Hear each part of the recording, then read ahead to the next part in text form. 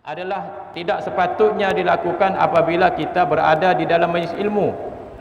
Maka ada perasaan malu di situ. Malu kalau orang tengok, malu kalau kita buat begini nanti orang tengok. Tidak apalah walaupun disebut sebagai orang tengok, tetap kerana malu itu adalah sebahagian daripada cabang-cabang iman. Sebab Nabi katakan, kalau tidak malu buatlah apa yang kamu mahu. Sebab itulah manusia yang kalau kita tengok sebahagiannya, kita tengok macam mana dia boleh buat begini. Tidak malukah itu? Sebab keimanan tidak sampai kepada tahap yang sedemikian. Sebab itulah malu ini adalah salah satu perkara yang sangat penting. Bahkan Nabi SAW sebut dalam hadis sahih, malu itu adalah sebahagian daripada cabang-cabang iman. Muslimin dan muslimat mati Allah Subhanahu wa taala.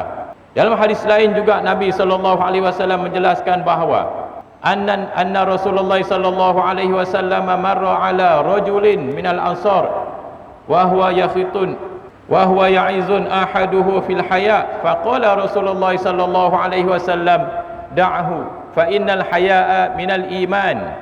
Daripada Ibnu Umar radhiyallahu anhu berkata, Rasulullah sallallahu alaihi wasallam pernah melewati seorang lelaki Ansar yang memperingatkan saudaranya yang pemalu. Kemudian beliau bersabda, biarkan, kerana malu adalah sebahagian daripada iman. Tuan-tuan mati Allah Subhanahu wa taala, muslimin dan muslimat, inilah malu yang dikehendaki di dalam Islam. Bahkan Nabi SAW sendiri pun adalah seorang yang bolehlah kita panggil pemalu. Pemalu daripada melakukan perkara yang tidak dibenarkan oleh syarak. Bahkan Nabi SAW sendiri malu kepada salah seorang sahabat yang mulia, iaitulah Sayyidina Uthman radhiyallahu anhu. Kerana Sayyidina Uthman ini, tuan-tuan mati Allah Ta'ala, seorang yang cukup berakhlak dengan akhlak yang baik. Bahkan Nabi pernah sebut secara terus terang, aku malu kepada Sayyidina Uthman. Bukan maksudnya demikian dengan orang lain Nabi tidak malu, tidak. Dengan kita sahabat-sahabat kita pun kita malu. Memang ada perasaan malu kepada sahabat, tapi ada juga yang dengan sahabat kita yang kita lebih malu lagi daripada dia. Maksudnya lebih malu daripada macam 2-3 orang sahabat, boleh jadi dengan sahabat yang ketiga tu kita lebih jaga lagi. Sebab apa?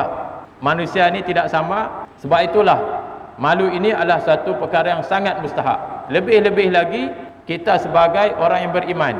Sebab itulah sebahagian daripada tanda-tanda keimanan seseorang apabila dia ada sifat malu di dalam dirinya. Malu untuk melakukan perkara-perkara yang tidak baik. Malu untuk melakukan perkara-perkara yang tidak disenangi oleh orang lain. Lebih-lebih lagi dalam keadaan kita duduk bermasyarakat, duduk dalam keadaan yang cukup ramai. Dan sehingga kan walaupun tidak perkara yang mungkin kita lakukan itu tidak diketahui oleh orang lain, sekurang-kurang kita sebut malu kepada diri sendiri. Dan itu adalah sesuatu perkara yang berkait dengan keimanan. Dan itu apabila berkait dengan keimanan, dia juga berkait dengan ketakwaan. Sebab malu ini yang sebagaimana yang disebut tadi, malu kepada diri sendiri. Sebab itulah orang tua-tua kata, kalau tidak malu pada orang lain, kurang-kurang kau malu pada diri sendiri. Kan? Jadi inilah sebahagian daripada peringatan-peringatan yang Nabi SAW sebut daripada hadis. Berkait dengan sifat malu lain, Nabi SAW pun menjelaskan lagi, iaitu daripada Imran bin Husain. Qala Nabi SAW, al-haya'u la ya'ti illa bi khair. Daripada Imran bin Husain radhiyallahu anhu meriwayatkan bahawa Nabi SAW menyatakan sifat malu hanya mendatangkan kebaikan. Sesungguhnya malu ini, sifat malu ini, dia lebih banyak insya-Allah akan mendatangkan kebaikan. Namun demikian, ada juga beberapa perkara yang kita sebut malu biarlah bertempat. Malu dalam melakukan perkara yang tidak baik. Dan ada juga perkara-perkara yang kita sebut malu yang tidak bertempat. Macam contoh biasanya kalau kita belajar, di antara Saya nak tahulah kita boleh sebut sifat baik atau tidak orang kita ni, iaitu malu bertanya.